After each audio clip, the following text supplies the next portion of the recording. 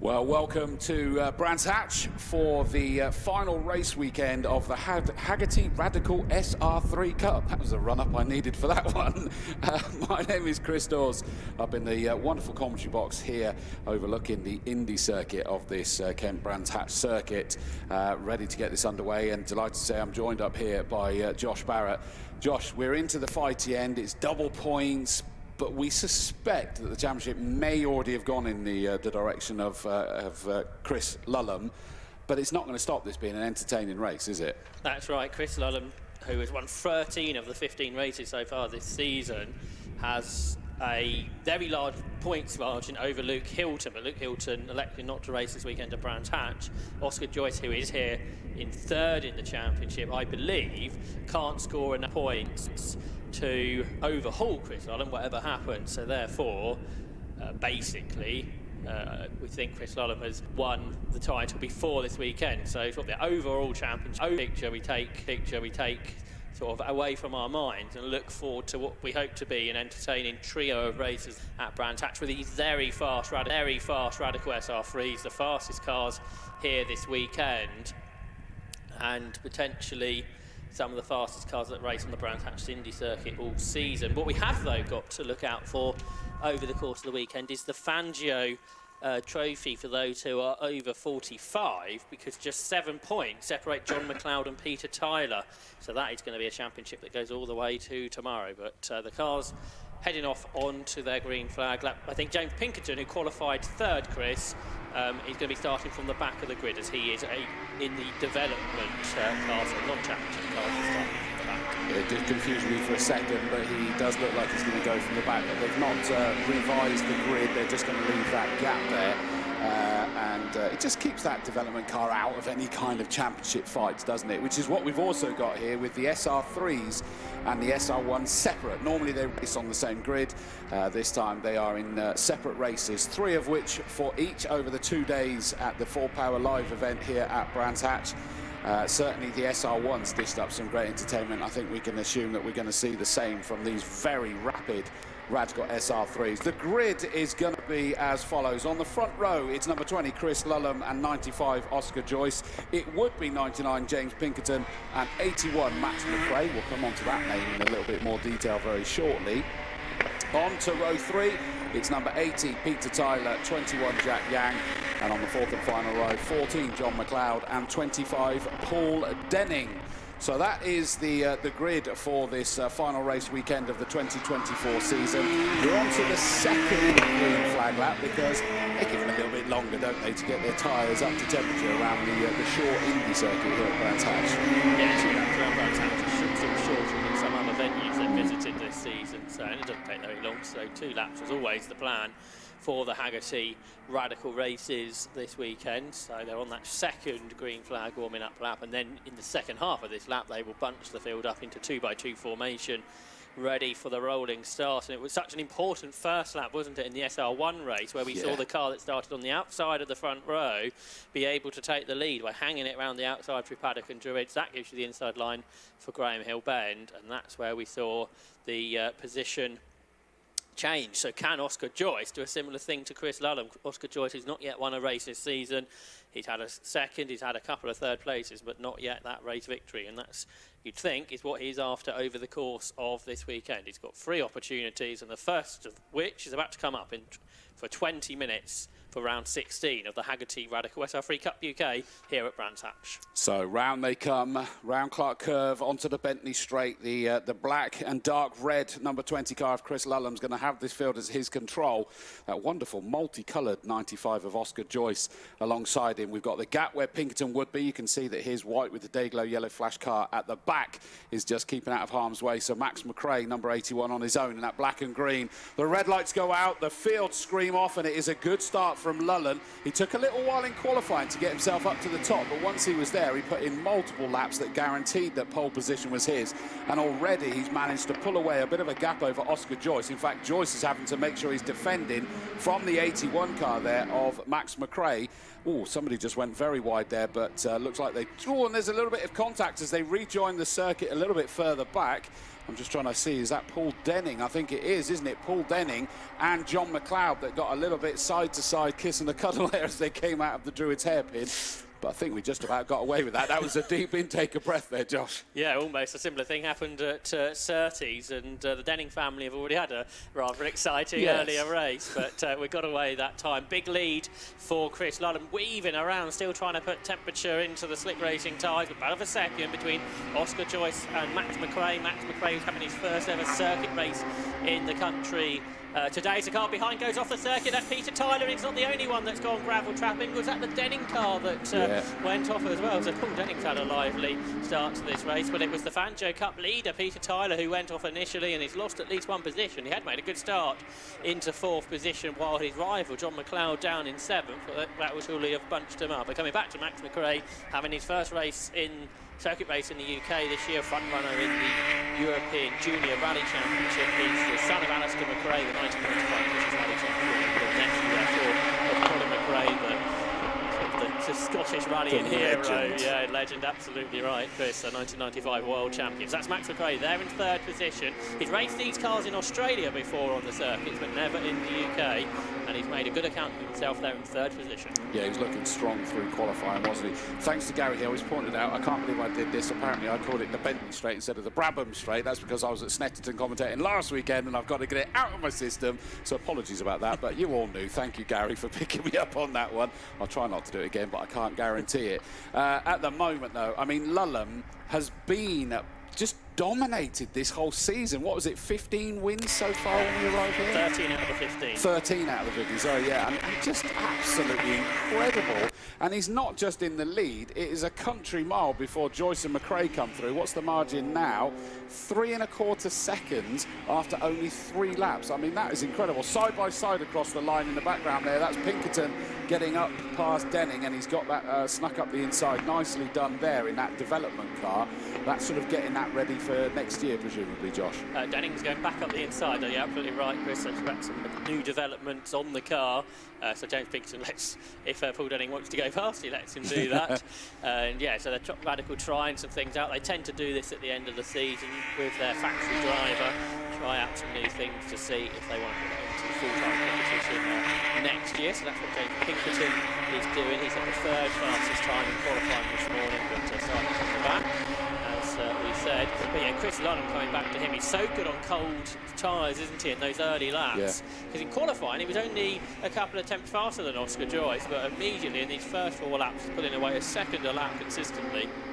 That is a good point. Yeah, you're right. It was a 44.9 compared to a 45.1 in the qualifying between the lead two, but he's just romping away at the moment. Go on, loving this battle between these two still.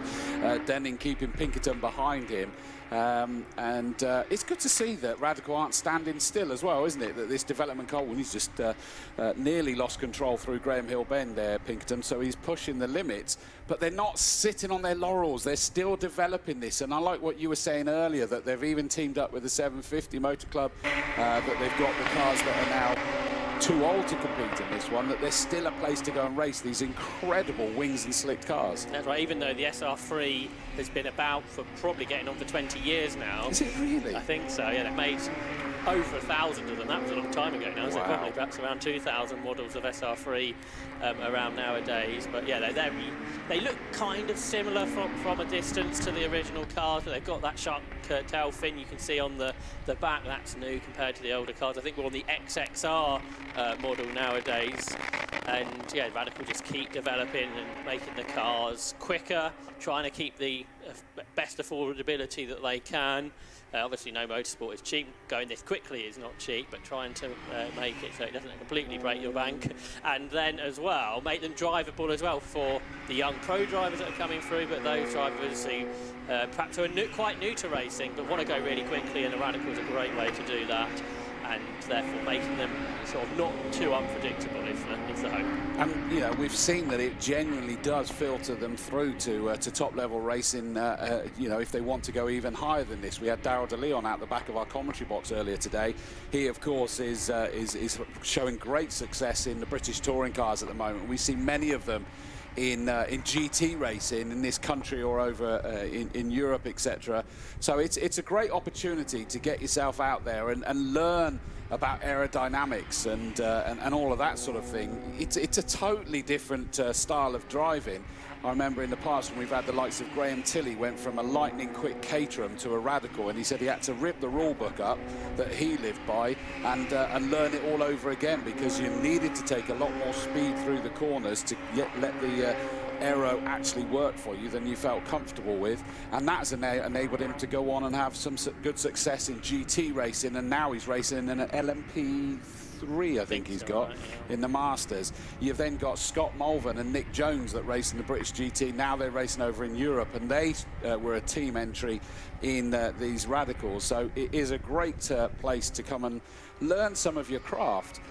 That said, it feels wrong to be saying that about Lullen, because I think he's doing more than learning his craft. That margin, now we've got 8 laps in the book, is 6.5 seconds. Absolutely incredible. We're looking at John McLeod at the moment, and John is sat in, what's that, 6th position on the road, and that means he is 2nd place in the Fangio class as it stands. That is for drivers over, I think, did you say 45? Yeah. Yeah, so he is leading the way, and he is leading the championship standings at the moment, but only by 7 points over Peter Tyler. Peter Tyler is leading the Fangio fight here, and we're getting double points in this tussle here as well, aren't we? Yeah, so that would overhaul John McLeod just in this one race if Peter Tyler can beat him. Just 7/10 of a second between the two of them, so it's certainly a battle to keep an eye on. Remember, Peter Tyler made a really quick start, but then went through the gravel at Paddock on the 2nd lap, and that has brought John McLeod back to him. So that's the battle across the line now, 80 and 14. Meanwhile, up front, Chris Lullen continues to pull away, the 21-year-old who is part of the Team Redline sim racing team that Max Verstappen is a part of. I think most people know who he is. And yeah, it's a top sim driver, but now becoming into real-life racing, and he's shown how well he's made that transition and absolutely dominated this championship, which is pretty remarkable for a new driver to real-life racing. It is, because it doesn't always guarantee you're going to see it go both directions, but he seems to be doing rather well thus far, and he's still ploughing on. We see briefly there was Jack Yang was another driver that was sat in 4th in number 21, but we're back with Lullen just effortlessly stroking it around this circuit. Still the big fight for you to be aware of is the Fangio battle that's just making its way up towards Druids that we saw out of our window, and it is still Tyler keeping John McLeod behind him. They're 5th and 6th on the road. But here we go, here it is, and look how close it is. John McLeod is right on the back of the number 80 car of Peter Tyler. I do love that livery on Peter Tyler's car. It looks fabulous, that. It's almost like a jazzed up Duckham's livery to some extent. But at the moment, Tyler would jump ahead of John McLeod. But John, you can tell, he knows that, and he's not going to give up without a fight, is he? That's right. Peter Tyler was quickest in qualifying, so that gave him a couple of points over John McLeod. So brought that gap down a little bit, but it's really who finishes ahead in the race. That's where the big point swing is. So across the line, half a second between them. Their fastest laps, how about this? Peter Tyler's done a 46.541. John McLeod, 1,000th of a second quicker, has done a 46.540. And if it stays that way, that'll give him 2 extra points. That 1,000th of a second. That's incredible, isn't it, between those two? It really is. So yes, that whole point being is that within that Fangio class, traditionally, there's a point for the pole of the quickest of the Fangios on the grid, a point for the fastest lap, and then it is 40 points for a win, 35 points for second. But this weekend, with the double bubble, it means double all of that. So it's 2 points for the pole, 2 points for the fastest lap, and 80 to 70 for between the first and second for the points haul. So there's so much to play on this in this 20-minute race that we're nearly at half race distance at the moment, and it is still Lullen that's leading by just over 8 seconds from the 95 car of Joyce, that seems to have fended off the challenge of McRae at the moment, but the 81 car still sat there. Jack Yang, number 21, in the fairly lonely 4th place, but this battle is far from lonely, and Peter Tyler, he's got to be conscious, though, that there was a much bigger gap between these two a little bit earlier, and you've got to say that McLeod is close enough to really be breathing down his neck and applying that pressure. Yeah, that's right. He's sort of close enough that certainly the car in front knows that he's there, but we haven't seen John McLeod sort of put on a big challenge. But any mistake, like we saw from Peter Tyler earlier on in the race, would allow John McLeod to have a chance to go through. But Peter Tyler, who's 64 years of age, started racing in 2013 in the Radical SR1 Cup, and he moved into the Radical SR3s and has been there ever since, doing exactly what you were telling us about earlier, Chris, doing that transition through the Radical programs. And he enjoys racing these Radical SR3 so much, they're so quick, why go anywhere else? Well, you know, in fairness, that's a very important point to make, is that there are many that have been in this Radical racing for forever, frankly, because you sit there and just have so much fun in these cars. The racing is close, hence we're seeing this between the leaders in the Fangio class at the moment. The speed is incredible, the adrenaline of the way that you've got to push the limits of this aerodynamics and take it through the corners quicker than your brain and body wants you to. And you get to go to all the top circuits. Heck, if you really wanted to, you can go and be competing in Europe, Asia, South America, whatever, isn't it? Yeah, they got the North American Championship now, particularly popular. It supports some of the IndyCar races as well.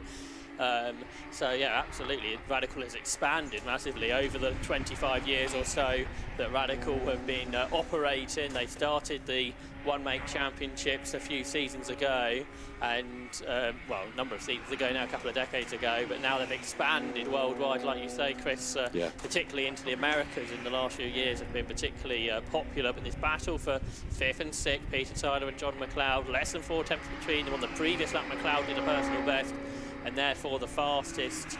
But it's not actually the fastest lap in the Fangio division, is it? Because quicker in this race has gone Paul Denning. He's on a 46.407, so he's going to be taking those points away from the two ahead. Good spot, but plunging down from the hairpin towards Graham Hill, left-hander onto the Cooper straight we go, and you can see the 14 car there of John McLeod trying desperately to get himself back up ahead of Peter Tyler through the left-right there of Surtees into McLaren, through clearways and into Clark Curve we go. And at the moment it looks as though Tyler's sort of probably doing just about enough, and he's keeping it on rails as it stands with 7:20 left on the clock, to just make it very hard for the 14 car of John McLeod to really launch a challenge. But then again, I said this in a race earlier, McLeod probably doesn't want to make that challenge just yet. Just keep himself in the pound seats to launch that and do it a little bit closer to the end so that he's not then the one that's got the target on his back. That's right, and the other thing as well, if you can pressurise them into a mistake, if they make a mistake and go in the gravel, there's a massive point swing, because a DNF will be 0 points. Double of 0 is 0. So I think that says a lot more about you, Josh, to come up with that idea, but you're absolutely right. That really puts you in the pound seat, doesn't it? It really does. If you, so the main thing is making sure you finish, and then the secondary thing is being the one that finishes in front. And John McLeod is putting Peter Tyler under all sorts of pressure through Paddock Hill Bend. They turn, they're lapping consistently in the mid 46-second bracket. Tyler goes in quite deep there into Juris, but he gets the car stopped, gets the car turned in, and then quickly using the 1500cc Hayabusa engine, motorcycle engine, power down towards Graham Hill Bend, and then down the Cooper straight up towards Surtees corner. The Paul Denning car is about 4 seconds behind, so he has lapped fractionally quicker than these two, but isn't consistently enough doing that to go after them. But that's perhaps something to watch out for in the remaining 2 races this weekend, whether Paul Denning can become a factor in the Fangio wins, because he's got the pace to do so. There is Denning, just keeping the development car of Pinkerton behind him at the moment. Pinkerton's doing a good job there of sort of really trying to test and develop that car, but without really causing too much of an issue, which is a big old challenge. We had it last weekend in the Legends as well, that they're working on the new car, and it's a very difficult thing to do, because they've got to push it, and Denning is the one that's receiving Denning just nearly made a mistake there as he came round Graham Hill Bend, and Pinkerton's he is defending hard from Pinkerton, to be fair, but that was just a tiny little out of shape as he came down the hill in towards the left-hander of Graham Hill Bend, and he just about kept it together, which is good to see. We're down to the final quarter of this race, 5 minutes in the book, and it is still Lulham that leads the way by 10.5 seconds just over in the number 20 car. 95 is in second place, Oscar Joyce. One of the Fangio leaders is off. It's John McLeod, so rather than him putting Peter Tyler under pressure and going off, it's John McLeod himself that goes off through the gravel. But Pinkerton's just snuck straight up the inside there of Denning, so Denning maybe just saw that happening ahead of him, lifted off. Pinkerton either didn't see it or didn't care, and he just kept going anyway, and he's managed to throw it up the inside with a Dan Dare lunge up at the hairpin, and through he's gone up into what is now 7th on the road. But yeah, John McLeod, he's not lost a place, has he? But he's a lot further back than the 1/4 of a second margin that he did have over Peter Tyler, and Peter Tyler's probably breathing a big old sigh of relief there. I think John McLeod must have skirted the tyre, but just avoided it, which could have been disastrous, but he's gone out. He hasn't actually lost that much time considering the dramatic moment that he's had. He's 3.5 seconds behind, but a big scare there for John McLeod, who was the championship leader in the Fangio division heading into this race. Now, attention for him really turn on Paul Denning to make sure he still finishes ahead of Paul Denning, who isn't far behind now. Well, Pinkerton's now closed on the back of him, hasn't he? And that looks to me is that now that Pinkerton's been free in that development car, are we going to see those lap times drop? Because he's suddenly looking very, very quick, isn't he, with that development program that they're running with that, well, I say new car or new parts on the car, whatever it is that they're doing at the moment. They don't tell us what it is. It's all top secret in public, but it certainly looks like it's going considerably quicker as it stands at the moment.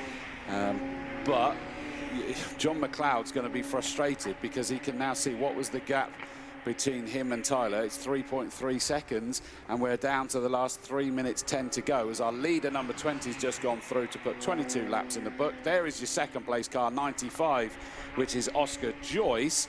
Not under pressure from Max McRae as it stands at the moment. Although it's not that far, is it? He's only just over 3/4 of a second back in third. Just see him on the corner of the picture. There you go. So you see he's not fallen away completely. So Joyce can't relax still, can he? The gap has been coming down over the last couple of laps. It was 1.5 seconds 2 laps ago, then it was 1.1. Now it's 0.8 of a second. So Max McRae in these final stages is starting to put the pressure on Oscar Joyce as they turn their way down the Cuba straight up towards the very quick left-hander at Surtees. So quick in these cars, then braking in towards Clearways Corner. Can Max McRae catch enough to have a challenge on the final lap of the race? So far ahead is Chris Lulham. We can't see him in that shot. He's about 10 seconds ahead of these two. Chris, who was brought up in Tunbridge Wells down the road, so sort of returning to his home place, Chris Lulham, and what a way that would be to end the championship for him. We believe he's already basically won the title, but how many more victories can he rock up over the course of the weekend? Yeah, the reason we think he's done it is that second place driver Luke Hinton isn't here this weekend, although you've got to say the margin was pretty darn big already, wasn't it? So it's sort of the stamp of approval to be thrown on it. And he's coming across the line now, but still this second place tussle that you saw coming into McLaren's. But there's Denning, car number 25, third in the Fangio fight this time round, and he did get passed by Pinkerton recently. Just seemed to unsettle him a little bit, but I guess he doesn't need to get overly involved in that. He's still going to get the silverware for third in the Fangio class, isn't he? That's right. It doesn't look like he's going to catch John McLeod, which I wondered when McLeod had that moment. So for Paul Denning in 25, he continues on. James Pinkerton has pitted, so to get out of the way, I guess, of the overall results, with a minute to go, he's pulled into the pit lane. So for Paul Denning, he is 2.3 seconds behind John McLeod, which 3/10 quicker on that lap, but with only a couple of laps or so to go, that isn't going to be enough. But here is Chris Lulham then turning into Paddock Hill Bend. Should squeeze in 2 more laps. A bit wide maybe at Paddock, but that's not a problem. He's done 25 laps. He's a long way ahead of the remaining drivers. Back in 2017, Chris Lulham was a runner-up in the World Karting Championship, so massively experienced karter. I think did a few rounds in British Formula 4 in 2019 and hasn't raced since. Had 5 years out and has returned to racing this year, and what a dominant performance he has put in, not just here at Brands Hatch today, but throughout the season, getting all those race victories. You just wonder what Chris Lulham might do next year. Be interesting to see. I'll definitely be keeping a keen eye on that one. But here he comes through to start his final lap with just 10 seconds on the clock. Through he goes. 26 laps completed for this, what will turn to be a 27-lap race. My gosh, they must be dizzy going around this Indy circuit that many times. And behind, we're also watching Oscar Joyce in second, crossing the line. 12.8 seconds is the margin. And in fairness, he's not even lapping close to what we saw him do in qualifying in the lead. So he is firmly in control, and he's just managing this pace. Down the Cooper Straight he goes for the final time. Nice and cleanly through the left-right. That transition can be very challenging when you go from the left-hander of Surtees in towards McLaren, but he gets that like it's on rails. Round Clark Curve, on to the Brabham Straight he comes, and he's going to take the checkered flag for the first victory of the weekend. 3 races, 2 today, 1 tomorrow, and he starts with exactly what he wanted to do.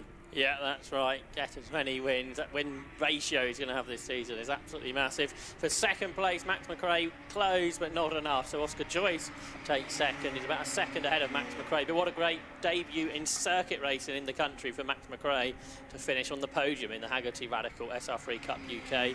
Jack Yang is 4th. Who's going to win the Fangio division? Well, it should be Peter Tyler. And with this, Peter Tyler should take the lead of the Fangio Championship heading into the final 2 rounds, the next of which will take place later on today, after that mistake for John McLeod towards the end of the race. He just finishes ahead of Paul Denning, who continued to close in towards the end. He did, didn't he? He really was reeling him in to try and go a step higher on that podium for the Fangio, but didn't quite manage to do it. So that's a great opening first lap.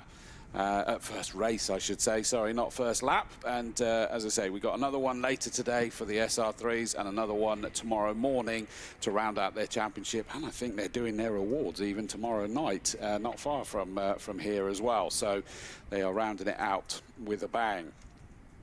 So in terms of the results for that race, look at this beautiful sunshine that we're enjoying here at Brands Hatch. It was a victory for car number 20, Chris Lulham, that won by 13 1/4 seconds in the end over 95 Oscar Joyce. Max McRae, number 81, in 3rd place. 4th, number 21, Jack Yang. In 5th and winning the Fangio fight is car number 80, Peter Tyler, just ahead of number 14, John McLeod. So that should change the order in the Fangio Championship in the favour of Peter Tyler at the moment, but with 2 more double point races yet to go. 7th is number 25, Paul Denning, that closed in right at the end there. And in 8th place, development car number 99, James Pinkerton, that was looking rather quick to say the least. Fastest lap goes the way of our race lead, our race winner, sorry, unsurprisingly. Chris Lulham gets a 45.404. So that is the Hagerty Radical SR3 Cup. We'll be back a little bit later for both the Radical SR1's race 2 and the Radical SR3's race 2.